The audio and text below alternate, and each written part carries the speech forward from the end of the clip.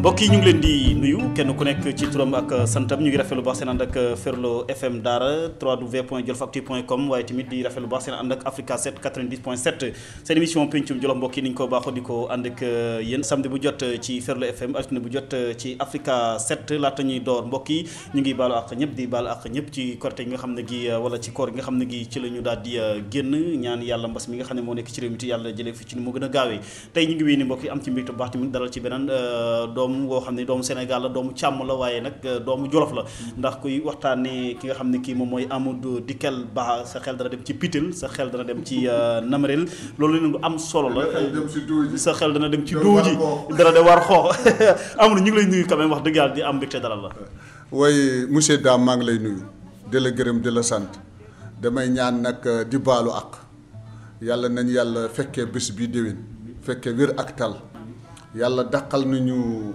loo xam ne ni yàlla moo ñu ko teg si suñu mbagg loo xam ne li moo ko indi moo ko mën a fi jëlee lu ñuy wax corona yàlla na ko fi yàlla jëlee ne jàmm muccal si doomi Sénégal muccal si doomi àddina bi yépp maa ngi nuyu nit ñi di leen baalu ak encore fu ñu nekk nii ñu ngi si terme koor bi yàlla nañ si defal yu bëri di la sant aussi di la gërëm. mais gox-goxaan yi wax yëpp dafa bëri fi nga bokk ci biir Jolof. mais dëgg Pitel nga dëkk wala Namarel wala war xoox wala parce que Pitel bu mooy war xoox. Pitel laa dëkk man Pitel laa dëkk.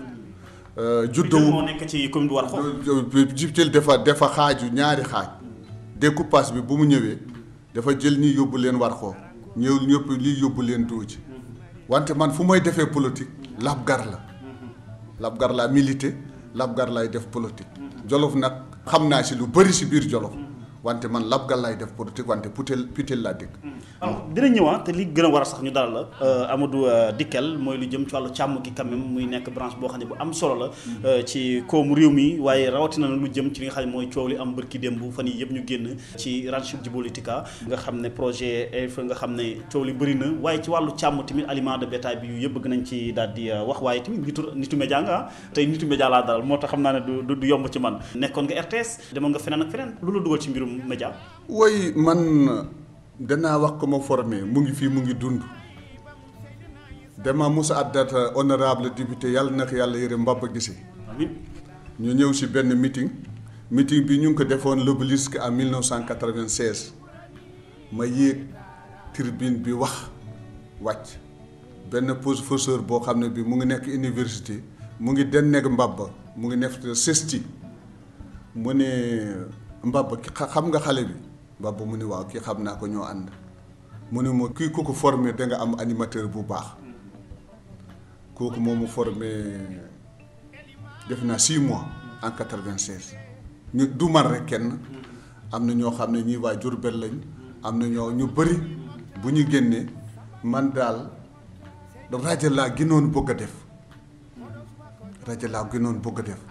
ñuy dem may ànd ak ku mu njëkk invité rajo yàlla naka yàlla yërëm Tidiane Ané la mu nekk RTS wante ku mu jàggal rek rajo nan lay rajo demee nan la ngay toogee si micro nan ngay waxee lan ngay invité Boubacar Ba bu RTS la yàgg seminé nañ bu yàgg aw mu émission boo benn événement ñu def benn événement ma ànd ak moom yàlla na yàlla yërëm Djiboka boobu mu ngi nekk ministre de l'environnement ñu ngi dem fu ñu wax Lumbul Dakar c'est dans le Vélingara Ferlo ñuy def foofu sensibilisation feu de brousse léegi nag benn sàmm bu ñu wax Moussa Demba Asset mu invité ñu foofu léegi nag Djibo musuma bokk partam wante ku ma bëggoon la ma ne Djibo léegi nag comme que dañu dem foofu sens bi yaa ñu jox woto yaa ñu jox yëpp journaliste yëpp yaa leen di yóbbu après ñu dem Djibo jox ñu woto boole ñu ko ñu wax baxaw xaw ma attaché kabi la woon. baxaw Fall bu Linguère waaw mu jox ñu waxo am na benn waay bu nekk RTS bu sant ndaw bu dëkk Koge kooku moo cordé woon affaire bi ñu def foofu direct réunion bu am réussir léegi nag bu ñu ñëwee rendre compte bi nu mu waroon def ñoom Boubacar defuñ ko affaire bi métti ma dem fekk Arona Gala ma ne ko man daal dama bëgg ñu am émission sàmm ci biir RTS boobu Arona Gala mu ngi dëkk ak Babacar Diagne nit ku baax. bi jiite Sénégal léegi. waaw ku xam audiovisuel mu ñëw mu wax ko Arona mu ne Arona ni kii ne ñëw rajo mardi ma ñëw rajo mardi mu boole ma ko Oumar Seck ma def maquette ba pare indir ko lu ñu wax parcours de l'éleveur juddu Lappul Gaynaaka boo xam ne bi def na ci Sénégal ci càmm ji am na lu mu ci yeew defe naa ne àddina dana yàgg kenn du ko fàtte ba ma nekkee foofu régime Ablaye Wade la boobu ña ba ma nekkee foofu ba ñoom Aliou Dembourou la ñëw bon ñu jëlee ma foofu ñu ne Arona lay liggéeyal parce que Aliou Dembourou moo ma jëlee foofu indi foofu Ifra Galañaak.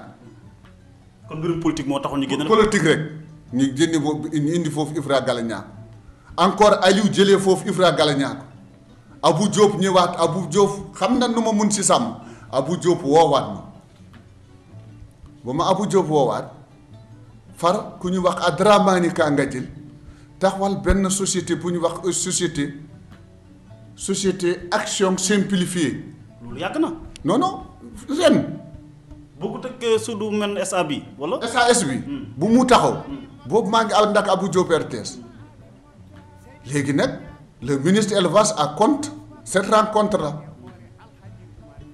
léegi nag mu delluwaat encore mu àndaat ak Aliou mu àndaat ak ñeneen xàngam ñu jëlee ñu RTS donc toujours problème politique moom mooy jëlee. bi nga jógee RTS gën yàggul. bi nga jógee RTS ma jógee RTS yàggul. mais lu tax moom lu tax comme yow am nga xam-xam bi nga xam ne bii xam nga ko ci wàllu càmm.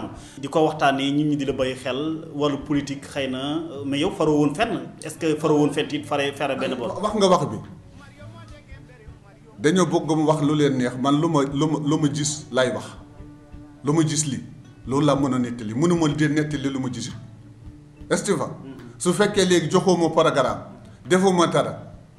Arona pourquoi ma doon wax Arona moo créé woon Union Est la première moo créé woon Lappul Gaynaak moo si def alalam mu jox ñu ko man bugguma moo ko jox sax moom Arona sama rakk bu nekk Namaril bu tudd Moussa nekk si rajo Gaynaak loo ko bëggoon ma ne ko Moussa mënut bay këram Namaril ñëw fi di def rajo en Bonnevel mënu ko bàyyil ma gérer ko boobu moom Arona xamut woon am naa xam-xam rajo wala am naa xam-xam animation. wante fii si Sénégal di affaire càmm soo si dindee Amadika teg si Abou Yar Pend Thiam su dul loolu dana am lu bëri lu manqué. alors justement Amadou Dikel yow association wala syndicat yi wala pelle yi wala fedda yi moom yàgg nga ci yëngu bu yàgg tey boo doon yaakaar ne war nañu mën a waxtaanee wàllu càmm dëgg-dëgg ci Sénégal fan lañ koy dooree avant indépendance wala gannaaw indépendance la ñu mën a wax ci wàllu càmm dëgg-dëgg ci Sénégal. mun nañ ko commencer lépp parce que historiquement xam naa lu nekkoon démb tey xam naa tey lu nekk tey actuellement maa ngi jéem préparer luy ñëw ëllëg loolu la am Ahmad Hampati Ba wax si benn téere am bu ñu wax Koumeel mu ne soo buggee defar sa temps da ngay xam démb nga defar tey nga préparer ñuy jëw ëllëg soo buggee ñu jëlee 52 boo fi soo buggee rek ñu gàttal jël 69 si dolli. 52 ci boppam. 52 rek ñu jël 52. historiquement tax nga jël 52. 52 woy xam nga man dama wax naa ko Fary Silate Ka. monsieur Fary Silate Ka linguiste. waaw linguiste mus naa ko wax Fary Silate Ka man ba léegi fa ma nekk nii si Afrique l'Ouest ku fi njëkk taxawal kuréel boo xam ne bii bokk na si di yëngu-yëngu si pël wala mu yëngu-yëngu sa Boucar Boy la jàppa 1952 moo créé foofu Union des Pël man loolu laa gis si kaggu bi loolu laa xam ne te gisuma beneen parce que association Renaissance du Pulaar mu ngi judd en 1966 mu ni fedd bu am toori Pulaar mu ngi judd en 1966 bu Boucar demee ba 62 mu ànd ak Diamamad ku ñu wax Aliou Ba Mitiwel ñëw jël 63 64 xam nga Daoud Sow mu ngi élire député 1963 Boucar mu ngi élire député 1959 Estiva donc bu Aliou Ba jëlee ba 69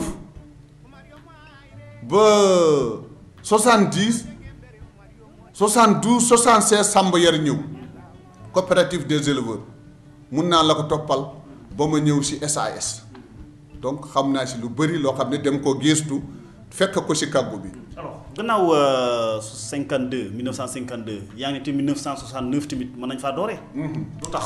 oui 69 xam nga dolli ñu ngi ko créé en 1900 décret ñu ngi ko promulgué en 1966 am na ñu koy wax décret dolli ñu ngi ko promulgué 1968 non ñu ngi ko promulgué 1968 dolli ñu ngi ko liggéey 67 68 ñu ngi ko inauguré zo fàtt xaw ma avril 1969 par Léopold Sédar Senghor c'est lu ma gëstu ñaari nit ñoo wax keroog sa Alaaji Sam Bilel yàlla nag yàlla yërëm ak Léopold Sédar Senghor. Alaaji Sam Bilel bu Gassane. waaw foofu la crise politique commencé dugg diggante Daouda Sow ak Bagadlo. ah oui ci ranch boobu. si ranch boobu si inauguré ranch boobu si boobu crise politique la commencé dugg diggante Daouda Sow ak Bagadlo.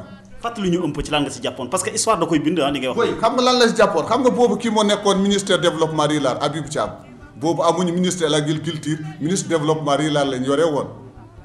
Aliou Ba Mituwel dafa amoon doole am doole si càmm yi comme tey lu mel ni Arona Gall wala Aliou Dembourou Lelo wala Adramani Kanga Jël nu ñu amee doole tey si càmm gi noonu la amee woon te benn kuréel sàmm moo fi nekkoon boobu à l'époque mu ñëw si Magadlo moo nekkoon responsable politique département de Linguère aussi nekk maire de Linguère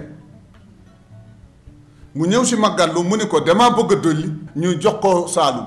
ñu rattaché ko boole ko Saalum.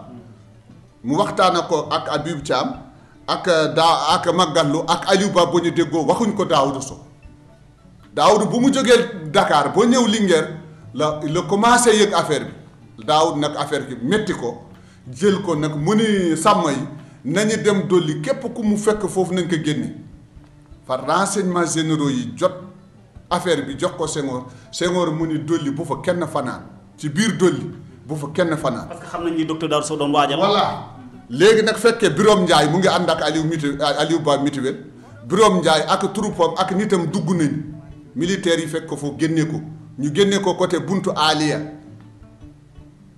boobu Ndiaye Naybel ñoom Fadal Aïssat ñu ngi ànd ak docteur Daouda Sow foofu la Ndiaye Naybel fente morceau bu ñu wax race de dolli. race de dolli Ndiaye Naybel moo ko fent. Ndiaye Naybel moo ko fent. woykat bu mag. woykat bu mag. ar njeen raas. santar ay naat. Ndiaye moo ko fent. mu ngi ànd ak ñoom grand siideel ñi ñoom Amar Koumba Coori du suñu duggee foofu du ñu génn bon lii moo indi woon problème diggante Magadlo ak Daouda Sow. kon yow ran si dolli kay xaw tuuti gan Jolof ñàkk ko kon.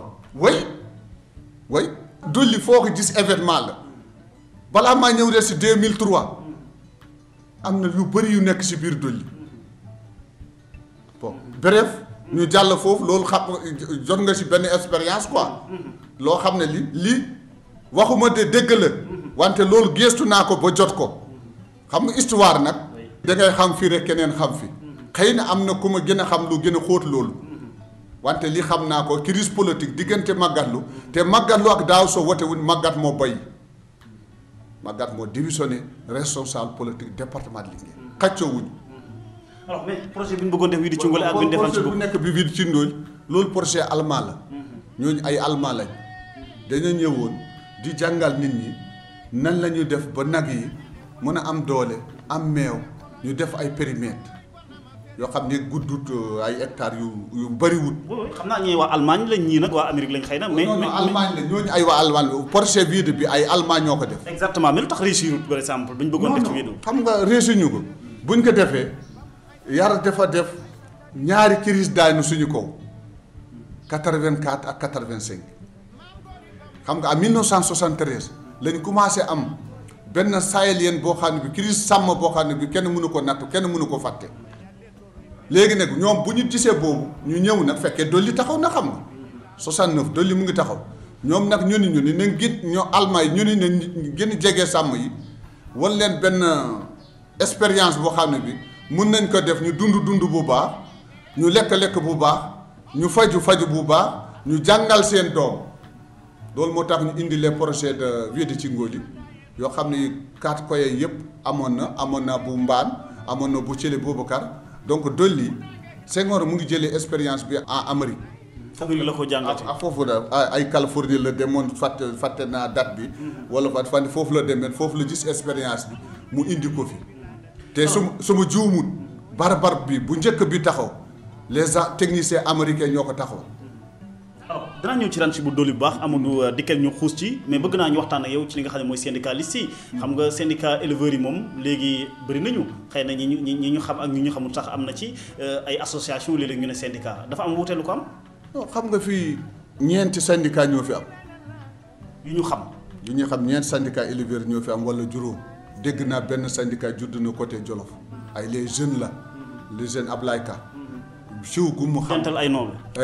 xaw syndicat dental ay noonu. dental ay na xaw ma nag exactement lan mooy seen objectif wante maa ngi jokkoo ak moom mooy jox information maa ngi koy jox information wante tooguñu ba mu won ma daal papier yu leer ndax li syndicat la wala li filière la xam nga kuréel yu bëri duñu syndicat c'est un des filières léegi nag sàmm yi seen bopp mënuñu taqalee filière ak syndicat. Estefa. yow lan mooy tàqale par exemple syndicat lan c'est une défense da ngay def défense. défendre li nga xam ne mooy sàmm li développement lay wut toujours da ngay nekk koo xam ne kii da ngay wuti ay projet da ngay wuti am da ngay wuti loo xam ne day yokk sàmm ji loolu ngay indi sàmm bi loolu mooy filière toujours tu es partenariat avec l'État syndicat da ngay nekk temporaire entre yow ak l'État ñi ngay syndiqué ak l'État toujours temporaire la. doo xàcc ba mu teen doo yolomal ba mu yolom man loolu laa jàng si saan ñoom Mbaba gisee ñoom Baxaw Sekke loolu lañ ma jàngal. waaye bëri na léegi dañuy yolomal nag. waaw dañ ma jàng xam nga Macky bu mu jotee réew mi Ablaye Wade dañoo xeex ñun filière lañ yore woon wante dañoo xeex ak Ablaye Wade laaj ko Adama Sow 7 mois si problème du en 2003 wante Macky nag bu mu jotee gouvernement bi. su Macky defee lu baax na su Macky defee lu dul noonu tim baax na loolu la syndicat yi noonu lañ ko jàppee. maanaam yéen daal fi mu toll nii dafa mel ni. dañoo jébbalu. dañoo jébbalu ci président Macky Sall. nañ ko gàttal dañoo jébbalu bépp kuréel sàmm bu fi nekk dangaa jébbalu. mais lan moo tax ñu jébbalul dañoo gis lu leen Ablaye Wade deful tool wala dañoo gis président Macky Sall defal leen lu leen kenn deful. oui am na lu Ablaye Wade def am na lu Macky def parce que Macky xam nga lan la dindi Sénégal si biir sàmm bi mar la fa dindi. mar mi kese maanaam bënn ay forage kese la fa dindi. bënn ay forage parce que forage su mu la waxee tey ban forage moo njëkk bënn Sénégal doo ma waxal. ban at la 1948. 1948. oui le forage génn si Sénégal ñu ne lii forage la jotuñu indépendant mooy les forages pastoraux est-ce que soo seetee 2012 soo jëlee 48. ba nga ñëw 2012 Macky Sall mu ngi fekk fi 96 forages yi département Linguère lu ma xam yépp 96 forages bu mu ñëwee fa léegi si lu ma jàpp fekkee amul lu si yokku gas na fa 69 forages donc soo jeetee forage pastoraux yi 40 kilomètres 45 kilomètres soo seetee Dooji ak Labgal 45 kilomètres la noonu la doon demee parce que ñoom seen étude bu ñu ñëwee fi di wut der en 1948 après 39-45 bu ñu ñëwee di wut der dañoo fekk boobu ndox soo jógee Jolof rek dex nga koy fekk njum lu dul loolu ay séyaan la da doon gas séyaan loolu moo nekkoon fi ndox à part ndox yu ab teen yu Boona àll buri bu noon si Jolof estiva boobu Mewel am na teen njëkkate am mun naa ko compter njëkkate am na teen Njaane am na teen mun naa si wax yu bëri estiva d'accord wante soo jógee Jolof soo demee Fuuta doo gis ndox ba nga dem njum loolu nag buñ tubaab yi ñëwee fi étudier jur gi day néew doole su demee ba heure bi tey mois de mai mois d' avril nag yi du ñu fu ñuy jotee ndox mi ak fu ñuy jotee ñax bi dafa sori ñu commencé def les études faisabilité pour taxawal les forages pastoraux. mais forage yi ni ñu ko bënnee bëri na de xam nga boo ne 69 forages président Macky Sall bi mu ñëw léegi def na ko dans le département de Linguère. mais forage mbaa du jege mbaa moo tax kon ñax mi manqué. oui mën na am na lu mu mën a yàq wante am na lu mu mën a defar parce que moom bu mu def tournée dans le département Linguère. maanaam gëstu yi ci war dëgg-dëgg xam diggante forage ba forage ndax ñi ngi respecté kilomètres yeeg ñax mi parce que fu forage am moom daanaka ñax ma day gaaw a jeex. xam nga léegi dem lay may benn expérience par exemple tey Linguère àll la woon wala Linguère forage la woon ma may la rek benn expérience su kaa ji defee tey foo forage diggante Kaaji ak Linguère day nekk àll day nekkaat àll. xam nga léegi nag yi dañ doon jóge Kaaji ñëw Linguère. di naan xam nga fu ñuy aw fii dañ koy wol ba mu mokk léegi nag su fekkee nag yi dañu naan Kaaji jëm côté Dooji léegi diggante Linguère ak fu nekkut woon fii àll day nekk àll boobu expérience foofu mu ngi foofu. deuxième forage yu ñu def yi te parce que léegi soo paree les 45 kilomètres am na les nouvelles forages amoon na balaa nouvelle forage yi am na forage yoo xam ne yi Allemagne yi ñoo ko defoon mooy Kamb mooy fu ñu wax aaj baay mooy les forages yoo xam ne dañu am antenne xam nga Kamb moo doon jox ay béel la soo demee aaj baay moo doon jox ko lumbul ci moo doon jox ay antenne la woon daal. bon léegi yooyu forage pare bëriwuñu xaw ma ñett lañ wala ñeent lañ léegi nag nouvelle forage ñëw nouvelle forage ñu ne nañ natt 25 kilomètres ñu def foofu forage mooy soo jëlee Lumbi nga jël Namarel nga jël Belel Boggal Estiva Escatera Macky nag bu mu ñëwee mu ne na def 5 kilomètres bu nekk forage. 5 kilomètres bu ne mu def forage. parce que dem lay jox Pitel ak Booy. Pitel ak Booy 4 kilomètres la Pitel am na forage Booy am na forage soo seetee diggante Kaadaat ak Pitel 8 kilomètres la lu mu bëri donc soo jëlee Amali côté Amali bi nga jël Amali soo ñëwee Toccaandi am na forage soo ñëwee Tesket am na forage soo ñëwee Laabardi am na forage donc forage yi ba dañoo jegeyante woon. parce que Macky bu muy def tournée si àll bi dafa gisoon nit ñi dañoo mar jigéen yi dañoo sonn nit ñi duñu noppaliku guddi ak bëccëg forage yi dañoo paar wante y a un problème si cette forage là. très bien loolu laa bëgg nag ñu ñëw Amadou. problème forage yi ci pencum dafa am forage yi dafa am si problème forage. parce que da ngay gis léegi par exemple léegi ma neen Pitil nañ fa def forage ñu def foofu forage ma def forage bi suma moomeel. waaw gestion bi yëpp nga jël ko. ma jël ma nekk président suma jabar nekk trésorier sama doom nekk secrétaire. maanaam état bi da doon defal forage yi mais du ko contrôler. da ko wàccee woon ak askan wi. daf ko wàccee ak ne. pourtant askan wi ñoom loolu lañ doon sax quoi nañ ko jox commune yi wante dëgg coono bu mag moo si nekk. xam nga man lu ma gëstu si hydraulique Sénégal si ndox Sénégal mètre cube lu mu jafe-jafe du passé 400 francs lu mu jafe-jafe nag du passé juróom barigo bi duñ passé 400 francs yow da nga gis foofu ñuy jaay ay téeméer ay 750 di te aussi te soo ñëwee da ngay def adhéré da ngay fay weer boo xam ne bi tojoo ko da ngay fekk fi léegi par exemple nga ñëw Lumbi nga fekk machine bi paan na depuis daaw yow fekkee woo ko ñu segmenté ko ñu defar ko ba mu baax yow mi jógee gagné na soo ñëwee ñu ne na nga fay segmenté bi nga commencé fay naan nag yi am loolu c'est une injustice. alors loolu nga gis ne mooy inconvénient yi jafe-jafe bi nga xam ne moo am ci forage yu bëri yi mais yi ñu bënn yi parce que jàpp naa ne xëy na sàmmkat yi ñoom itam bëggoon nañ ko lool mais tey kay li ma jaaxal mooy Amadou forage yi ña nga fa mais kenn ku nekk daana ñu bëri dañoo màng fi mu toll nii béy ko fa ñee nga ran si dooli wala ñee nga feneen. xam nga léegi société jur Sénégal moo ëpp xam nga tawutul tey société tey depuis 2014 ñu ngi si sécheresse depuis 2014 ba léegi ñu ngi si sécheresse te wut boo xam ne bi taw bi lu mu war ba ñax bi ñor ba mu mën a téye jur gi am na yoo xam soo jëlee côté Dagana Dodé Podor am na foo xam ne fii daaw te wut dara tey soo seetee département Linguère département Podor soo seetee département Dagana foofu ñax jeex na foofu ñu raafale lu nekkoon li Linguère ba mu jeex léegi nag ñu ngi jëm dolli jëm Saalum. xëy na moo tax jur gi moo ëpp àll bi doole. parce que àll bi nu mu doon war a tooyetu ko. moo tax li ñu doon waxtaan ne barki Dembo Ndiaye ci journée de l'élevage bëgg naa ñëw ci mais mbayum ñax muy culture fourragère lu am solo la bu fekkee ne def nañ ko. c'est très important. mais ndax mën nañ ko def. mën nañ ko def léegi expérience bi mu ngi ni est-ce que ku la waxoon yow loo ma daara doo am danga ko nangu. sama xel du ko nangu. sa xel du ko nangu. mais xam nga defter jàngirteek defter ban li leçon la.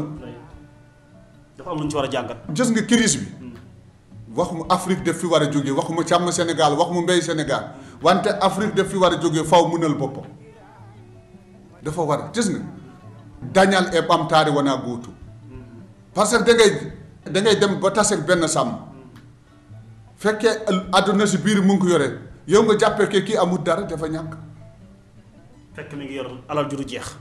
dama tudd tur sàmm bi intervention bi man ak Aaron ñoo ko defoon am na benn sàmm bu ñu jàpp nu mu ñàkkee solo ak nu mu soo ko gisee danga koy xeeb. dafa woyof ni mu woyofee. nu mu woyofee laa ko mën a waxee. sol bu mu woyof gendarme Gambie jàpp koo contrôler ko.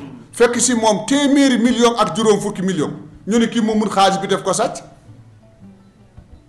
ndax ni mu mel yaakaare wuñ ko xaalis. xam nga lan la leen tontu. mun leen nañ dem si gétt bi suñ demee si gétt bi da ngeen xam man ma moom xaalis bi man lu may wax ku ma dégg lu may wax xam nañ sàmm bi ñoo mujj def intervention ba ñu xam ne kii xaalis bi moo ko moom. loolu moo war a deñ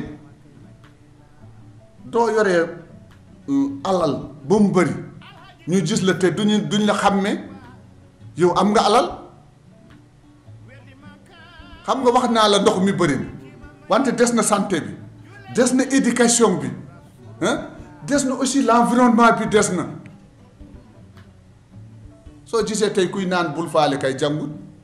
jàngul di wax dëgg yàlla wala yéewul. walla su jàngee dafa bëgg a bon wante soo xamee rek yàlla nu mu sakkee nit mu yónni ko mission si àddina xam nga du nekk fi di naan sangar di sàcc jur jàmbur. mais gannaaw forage yi lan nga yaakaar ne moom la président Macky Sall Amadou war na dolli ngir wax dëgg yàlla nag gën a jàppale sàmmkat yi parce que bëgg naa ñëw si journée. man dama bëggoon si Macky Sall defal ñu benn éducation ambulant.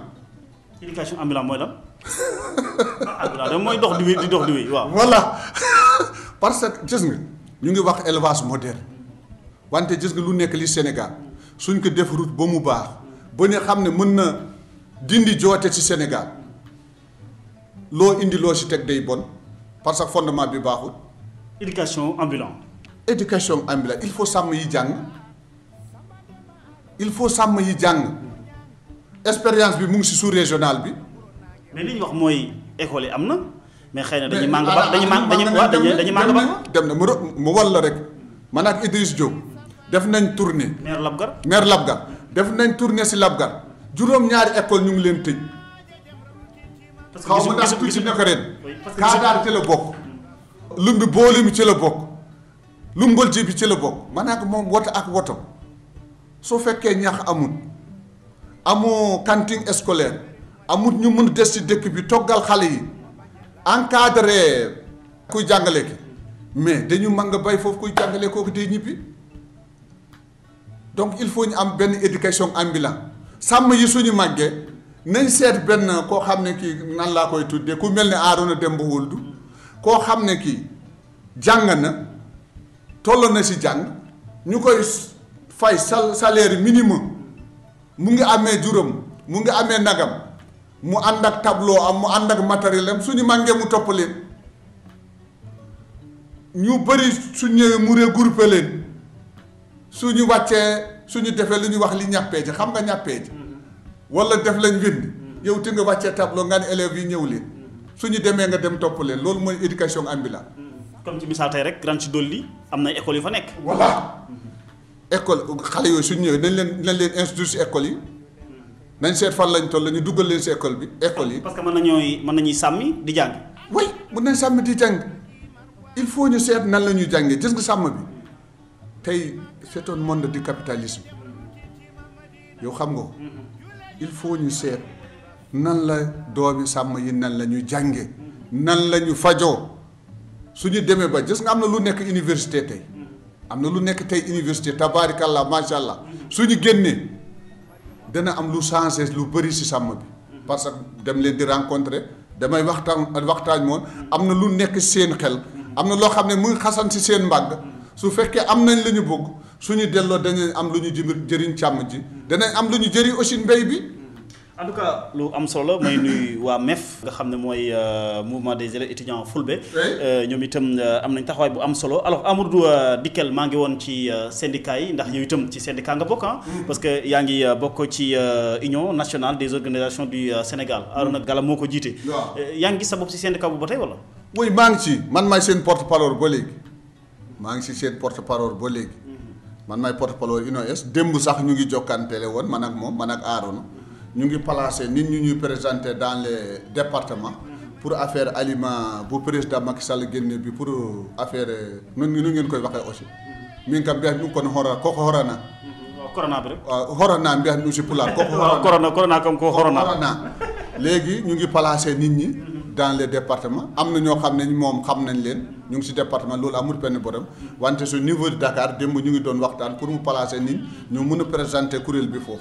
alors très bien Ranch Dolly nag tey xam nga li fa gën a am solo Ranch Djibolika yàgg na ñu ci wax mais coow li dafa gën a bëri te la ko waral bokk na ci donc daanaka benn projet boo xam ne EFE lañ koy wax. Amadou Dikel yow ban sañ-sañ en tant que syndicaliste xam naa porte parole syndicaliste nga ci waxee mais am na loo fekkee ci li nga xam ne projet bi bokk na ci li tax ñu dalal coow la fa am Samba Ndiobène moo fi nekk nii gis nga position bi nga xam ne moom la ci daal di am na lu mu waxoon am na lu mu waxaat barki Dembo Ndiaye ci Ranch Dolly Aminata Mbengue Ndiaye tamit bokkoon nga si ñi ko gënoon a jege jàpp naa ne ci li nga xam ne lii moom mooy wàllu liggéeyam tey coow li tey lan nga ñu mën a indi ay leeral ndax Samba Ndiobène Ka actuel ministre de l'élevage ak production animale li muy wax lu xel mën a nangu la ci projet bi wala da nga yaakaar ne leneen moo nekk ci gannaaw. oui Dame maa ngi lay nuyu de la gërëm aussi de gërëm suma rakk tey danaa fan yëpp du ma ko doon tudd wante damay leeral benn mbir.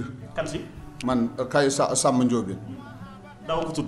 non daaw ma ko tudd si réseau parce que dama dem boo xam ne toll na nañ dañoo foo ne bëgguma ko dañoo foo ne dem koy xeex man nag fu dégg féete lay féete soo ma bañee danga ma ko bañaale soo ma ko buggee danga ma koy buggaale Samba Ndiobène yow Ali Nguy yow Macky Sall yow Harouna Gala Dialal yow Abdourahmane Ka Ngadiel yëpp ñoo ñem si ñoo yem si man est-ce que tu vois programme AIFER bi lu ma dégg keroog damaa tiit damaa jaaxale. li nga dégg ci kan Samba Ndiobène. si gémmiñ Samba Ndiobène ak gémmiñ ñu mu àndoon ak technicien yu mu àndoon def ma jaaxal parce que ñu ko gungee dolli ñoo doon gungee Aminata Mbengue Ndiaye.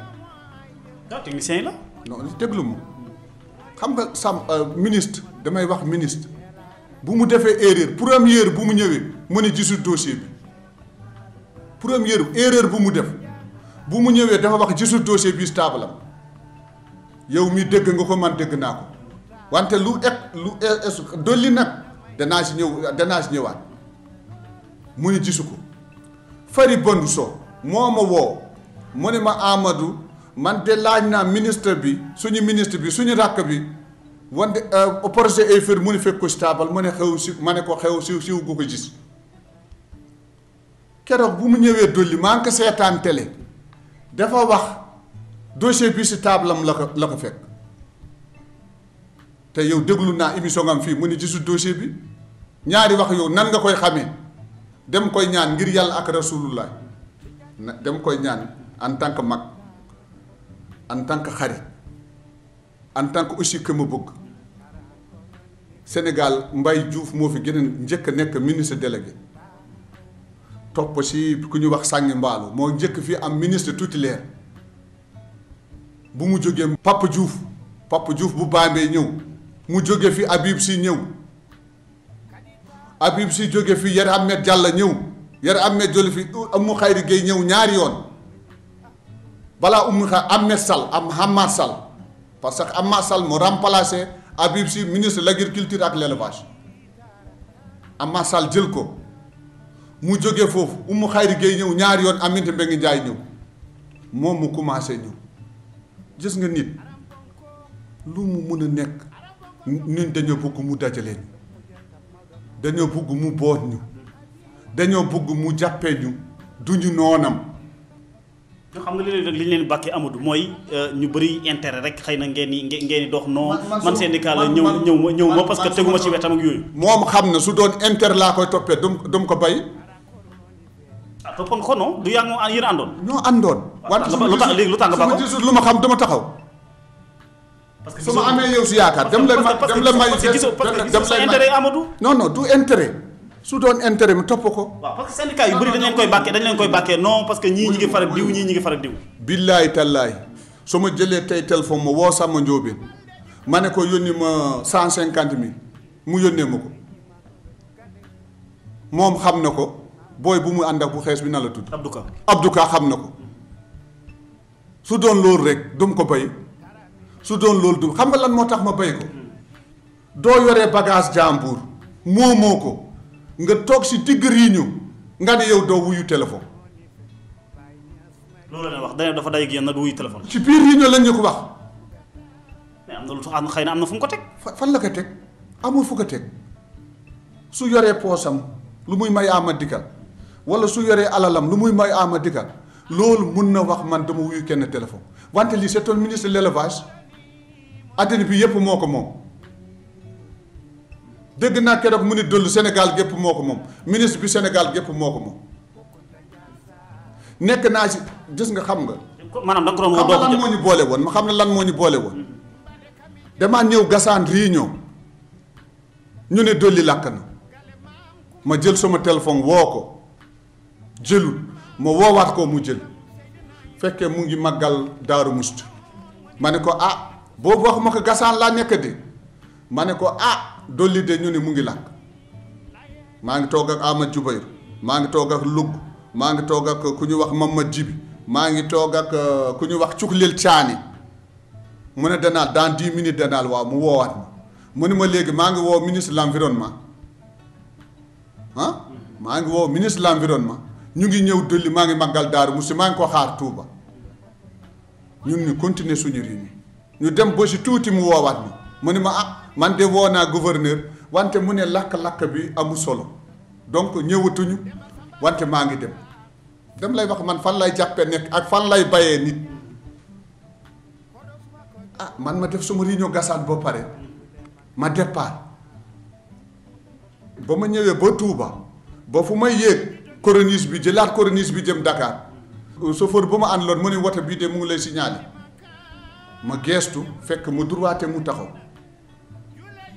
mu ne ma ne kii kay woto ministre la kii Samba Ndiobène la ma wàcc ñëw si moom mu ne ma man de suma xel ñaaw na mënuma dem conseil des ministres président Macky di ma ko laaj may tatoni en tout cas daal jël na man ak moom kot ak chauffeur am ak garde corps am ñoo ñëw ba dolli gis daay bi ñëw keroog naw naa ko bu baax a baax parce que def na yëfu xam ne kii c'est yëfu patriote la yëfu nit ku baax la aussi fu mu ko nawee organisation tabaski bi passé bépp sàmm bu doon jógee si àll ngay souffrir daaw souffrir wu jot nga ripaas jot nga ndox jot nga sécurité soo amee loolu dal seet nañu loolu jàpp naa ko si moom wante man tey su sàmm amee problème man si moom laa yaakaar su ma ko woowee dama jël téléphone lan lay def problème Pambal bi yëgoon nga ko foofu la suñu problème jóge d'accord ñu ñëwaat ci projet AIFER bi. way projet AIFER bi lim la wax ñu ko dar tey man ci laa bokk. ci nga bokkoon. man ci laa bokk ba léegi ci laa bokk kenn du ma si génne est-ce que ñu doon dar Aminata Mbengue parce que gis nga bu président Macky ñëwee dolli le 26 novembre 2013 dafa waxoon day miiree dolli du ko def barbar ñëpp gumuñ ko woon.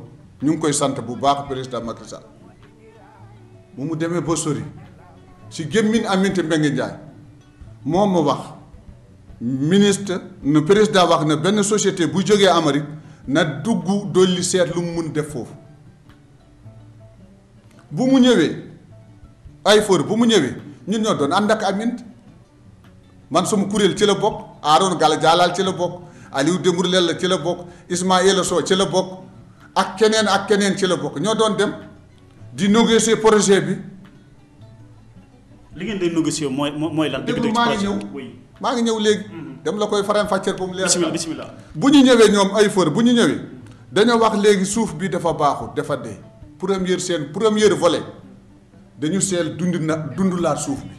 ci fan ci dolli par exemple parce que dolli dafa yaatoo. non dolli léegi damay ñëw rek balaa ma dem lay ñëwul étape ba mu leer la.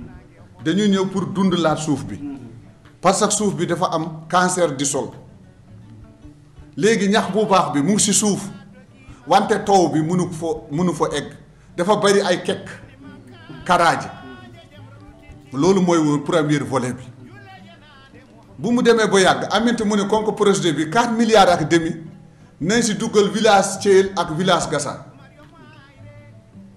donc su ma fàttewut jël nañ si ménage borom kër 1350 pour ñu mën a leen kattan pour ñu mën a mënal seen bopp pour ñu génn ci jooti. maanaam projet bi moo leen bëggoon a jël ñuy liggéey. non waaw loolu dañ leen di dimbale rek pour ñu mënal seen bopp fekkee du ñu dépendre si kenn ñu jël si 1350 si wàllu Thiel ñu jël si juróom-ñaari téeméeri kër.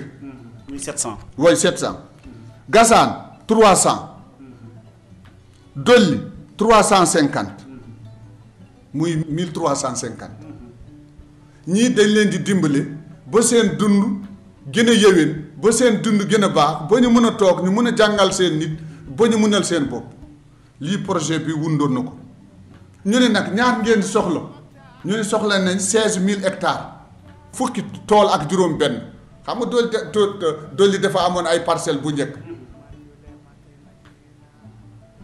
loolu passé ñu ne ñun waa ay for ñu ne nag ñun duñu indi machine duñu indi engrais duñu ji fii benn ñax seen nag yi ak seen jur gi ñooy defar sol bi. kon waxuñu noonu wax ñax jamono jooja. non non. boobu parce que damaa dégg wax ñax jamono ji. waaw déglu ma rek boobu waxu ñun ñoom jiwuñ ñax de waa ay for ñëwuñ jiw ñax de déglu ma lu mu lay wax ñëwuñ ji ñax de ñëwuñ kay aussi ku wax dañoo bëgg suuf dañoo ñaan suuf du dëgg ñaanuñ suuf de. benn centimètre ñaanuñ ko.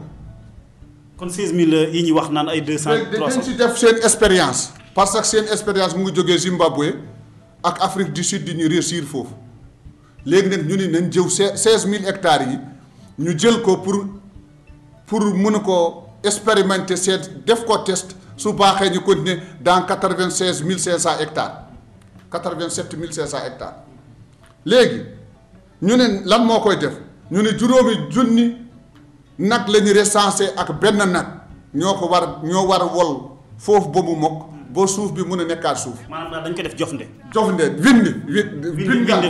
bingal dañ koy def fanaan comme ni borom tool di ñëw nga ne ko tostaan dañ koy tostaan. ñoom indi wuñu machine ñaanuñu suuf defuñu dara léegi nag ñu ne aussi seen sàmm ñoo koy def ñu former 80 éleveurs yuy sàmm pour ànd ak jur bi ñu won leen nan lañ koy defee sàmm bu nekk dañ lay fay 40000. par mois loolu soo nekkee doomi sàmm nga nekk doomi pël nga ñëw foofu nga ne gisoo fi njëriñ nit man def may jaaxal. waxut gisul njëriñ li def na mi ngi koy saytuwaat Amadou. c'est ça keroog dégg naa lu mu wax ku bugg 16000 hectares nga ne ko dem lay jox ko demi kilomètre xaaju kilomètre loolu soo fa sànnee yat sax mu egg foofu loolu moo tax maa bañ du projet boobu la fa bañ. du projet boobu kese am na yeneen projet. non man dama jàpp politique lay def. waaye lu muy defee politique par exemple. je ne sais pas. maanaam projet bi moom Samba Ndiobène Ka moom. parce que FAO moom 15 kii lay bëggoon fukki tool ak juróom. 15 hectares. 15 hectares wante dafa ñëw encore mu bañ projet foofu. te Samba Ndiobène moo ko bañ te moo ko bañ. mais affaire état la de ex Aminata Mbengue Ndiaye xaaral xam nga dossier aussi xam nga man bëgguma am na loo xam ne moom président woo na ko en personne. xam nga lu muy def li Gassane lu muy def li Dolli dafay wunu fu mu wéeru technicien yu doon topp Aminata Ndiaye ñoo ko topp ñun kuréel yi borom sàmm yi ñun kuréel sàmm yi ñoo ko doon topp te ñun ñoo xeexoon Dolli ba mu des ci loxo sàmm yi. mais kay ñu toppoon Aminata Mbengue Ndiaye bëgg projet bi taxaw mais bu ñu àndaat ak Samba Ndiobène kay problème waru ci mën a am. loolu moom ma jaaxal loolu moom indi fii man bu mu leen déggee keroog ñuy wax damaa yéemu si yàlla damaa wax lan moo xew si Sénégal lan moo xew. mais Aminata Mbengue Ndiaye lu tax kon projet bi laata muy xëy ñu ko fi jëlee lu taxoon mënu ko matal. non xam nga projet dafa am procédure waa ay feur ñu ngi fi ñoom danañ tontu wante damay ñaan monsieur le ministre ngir yàlla ak yonent bi na bay projet bi jàll. dool bay mu jàll dafa mel da cee teg tànkam non amul. def si teg tànkam na leer man dama jëw. waaw mais lu tax mu teg ci tànkam. je ne sais pas man dama jàpp politique la. boo daf see teg tànkam nag da nga wax. dama jàpp politique lay def. politique la ni dafa yomb non politique lay def. politique nii dafa yomb gën par exemple foo ko teg Amadou. dem lay wax man bëgguma egg si yenn man damaa ñëw pour leeral. waaw nag politique lan moo ci politique bi. je ne sais pas parce que ñun woote nañu ren ay pël kese ñu woote de ay pël kese ñoo woote dans les 45 départements dafa taxaw catégoriquement mu refusé ko jël téléphone di woo nit ñi bu ñu ñëw si réunion bi. réunion ban réunion. le 18 janvier à Daara. mooy bu nga jël bi. bu nga jël bi. il a refusé kat dañoo xam lan la pourquoi. non boobu moom daan si ñëw mais quand même man Ranchidou bi laay wax lan moo ci waral politique bi Aminata Mbengue Ndiaye moo fi nekkoon doxal na projet bi état continuité la moom ñëw na lan moo tax ak lan moo ko. est-ce que fii gis nga fi lu fi aay te lii du deñ la mu wax léegi lan moo ko intéressé moom lan la ko projet bu amee lan la ko mën a jëriñ da koy yokk kay xanaa wala. xam nga nit vraiment buñ ko nommé am nañ si moom yaakaar bu baax a baax te aussi nit ku baax la man dama nit ku baax la est-ce que tu vois. mais projet bi moom da see teg tànkam. projet bi man damaa jàpp moom lépp lu Aminata defoon daf ko bëgg a effacer. mais lan mooy problème dongante moom ko Aminata Mbengue Ndiaye mooy problème moom ko Aminata xaw ma loolu laa jàpp man. parce que lii doo ko gis nga nekk ingénieur agronome nga am expérience ñëw directeur. Sayet. non bu njëkk bi. équipement rural.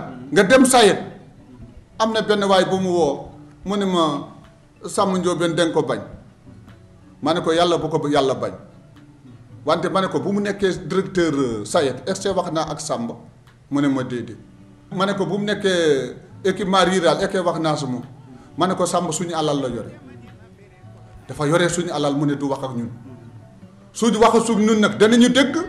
mais est-ce que di yéen seen syndicat bi rek moo ci ànd ak moom parce que am na syndicat yoo xam ne ñu ngi koy jàppale ñu ngi koy topp. xam nga lan la def. dafa copte yoo xam dafa copte Aaron copte Aliou copte Ismaël copte ñaari daral yi ñii lay liggéeyal. yow Aaron mooy sa président di. Aaron mooy suñu président. wante lu ju kon kay yow sa xeex bi amatul sens. lu dum si ànd man Amadou sa xeex bi amatul sens. non man. li ngay wax nii waxtoo en tant que porte parole waxtoo en tant que porte parole seen union bi. man waxuma si turu union SD. damay wax en tant que Amadou. président bi ànd naa ak Samba Ndiobène. ñoo ànd. dum ko nëbb.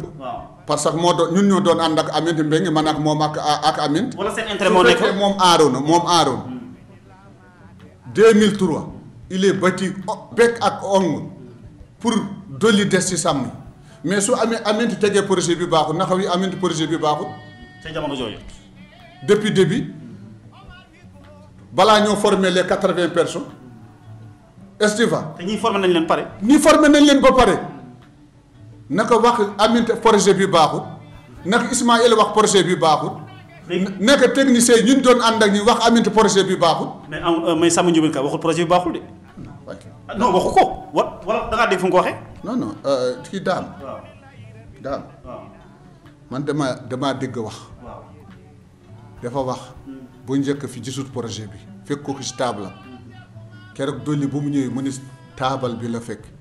mu ne projet bi doyu ko lu leer la wax. daf leen di jox demi kilomètre. ñu testé su fekkee baax na ñu dem su fekkee baaxul du ko nangu loolu la Aaron wax dégg mu lu Aliou Dembourou leen la wax lu Aaron wax ak lu moom la wax audio yi ñu ngi fii si man audio am moom mu ngi si man audio Aaron mu ngi si man lu mu si xam yónni naa ko Aaron si audio suñu diggante en tant que njiit ak ku topp est-ce que mais lan la Aaron wax par exemple moom ci position Samba Ndiobène dafa jàpp ne Samba Ndiobène dafa bañ. projet dafa ànd ak Samba. dafa ànd ak moom bien sûr. dafa ànd ak moom te dafa àndandoo nag Aminata pour projet bi taxaw.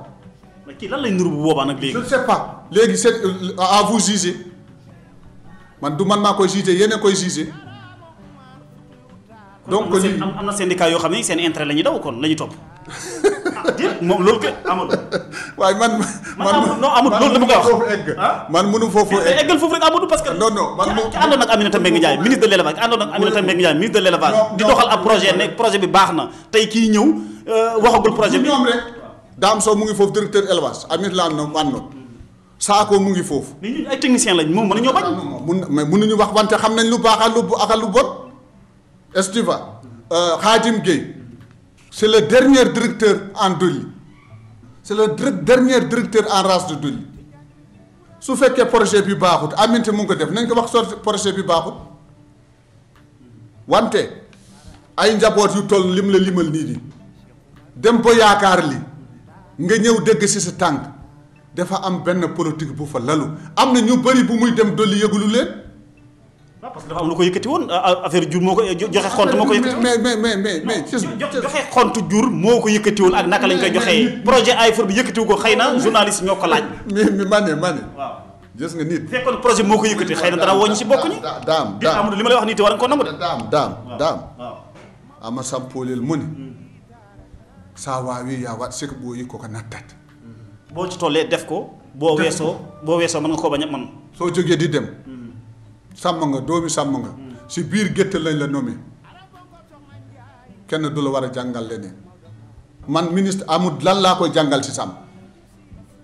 mais lan mooy solution bi lan mooy solution bi tey fi mu toll nii. yow nga yaakaar waaw ci projet bi solution bi nañu delloo projet bi te aussi suy arrêté projet bi su koy arrêté wala su koy suspend na toog ak waa dolli mu wax ak ñoom na toog ak ñoom mu ne lii jëmut kër lii moo tax techniquement. mu bañ koo techniquement. waaw mais lu weesoogul.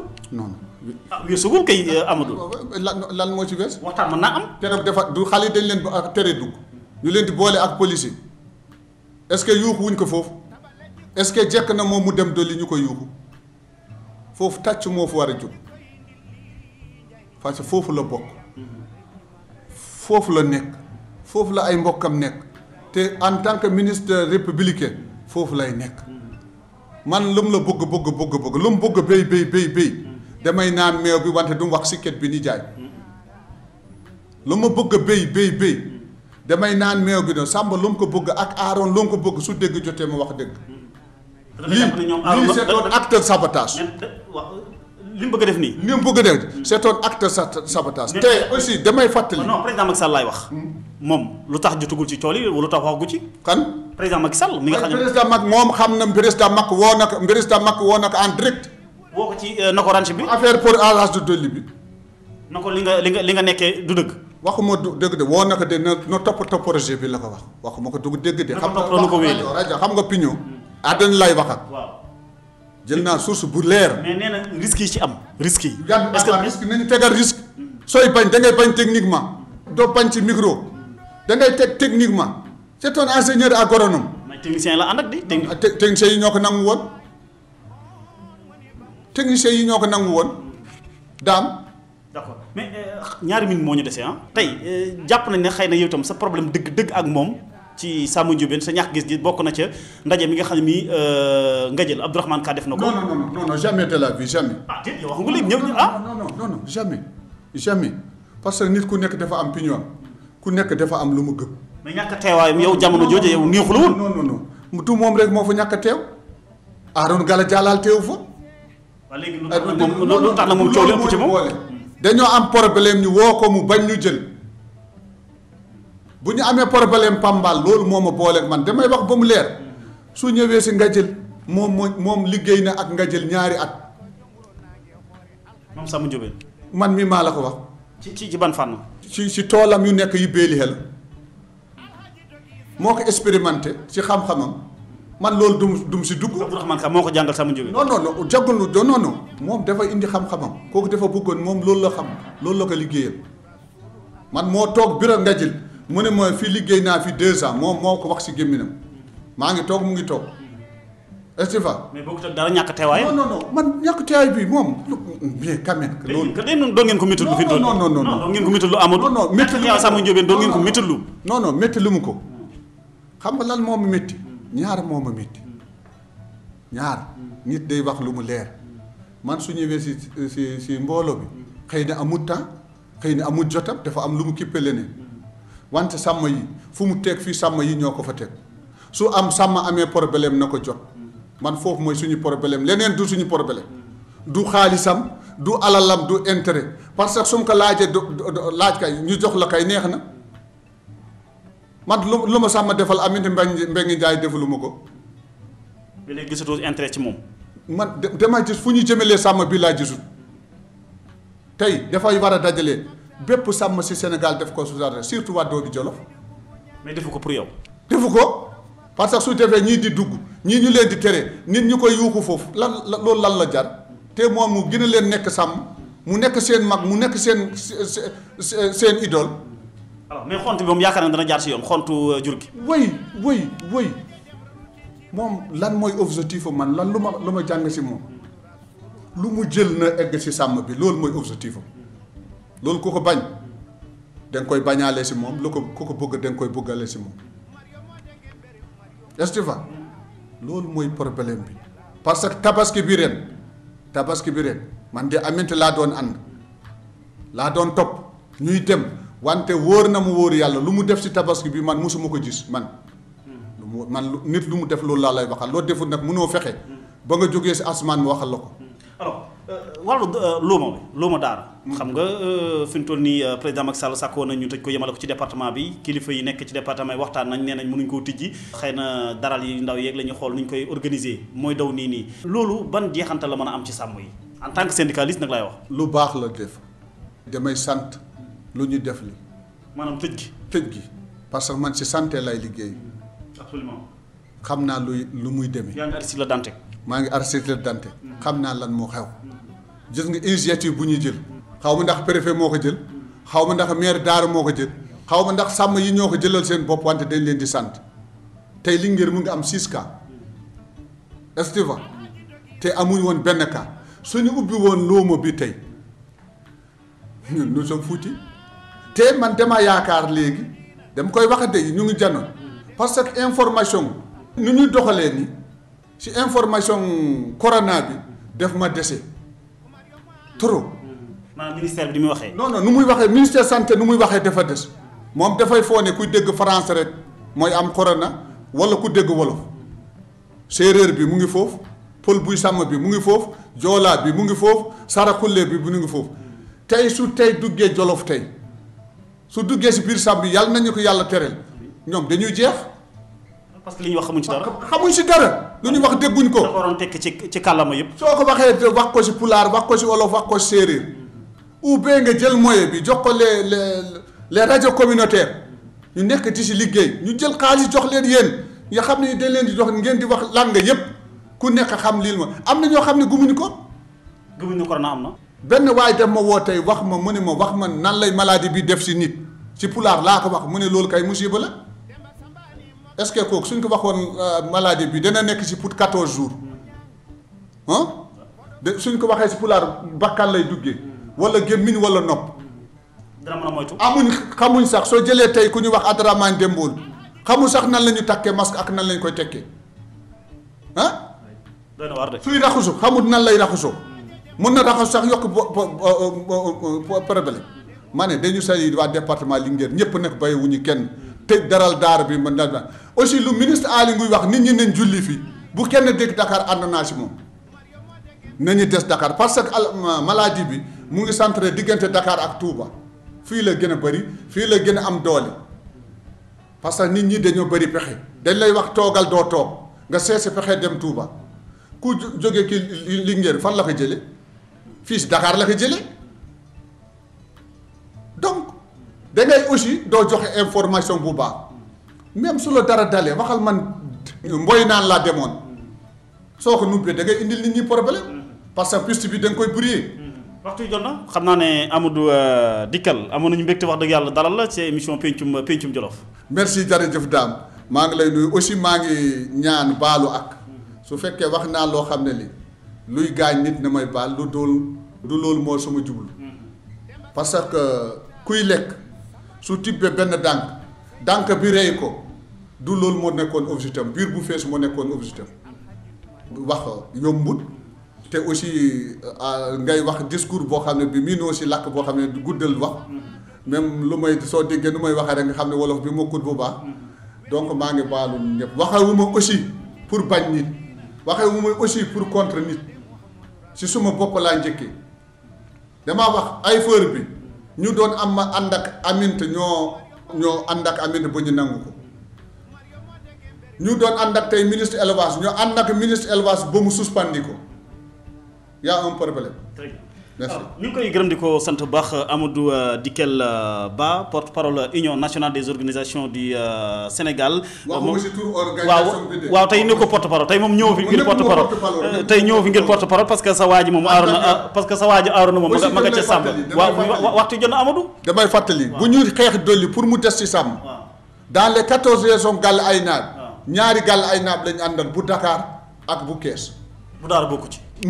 ñëpp dañoo nangu woon nañ bay dolli. jërëjëf ñu koy gërëm di ko sant seen émission pencum Jolof Dame Ndiaye moo nekkoon ci kàddu gi gërëm Ferlo FM Jolof Actu ak Africa 7 mbokk yi jàmm ak jàmm wéy di leen baalu àq ci korite gi nga xam ne gi moom la ñu nekk.